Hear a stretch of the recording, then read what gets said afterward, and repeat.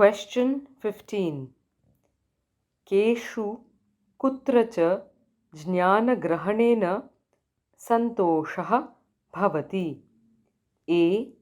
तासु पाठशालासु ज्ञानग्रहणेन तेषु छात्रेषु सन्तोषः भवति. बी.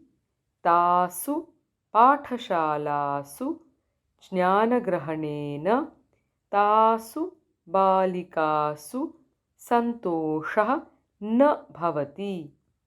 सी. तेषां धीवराणां ज्ञानग्रहणेन सन्तोषः भवति. डी.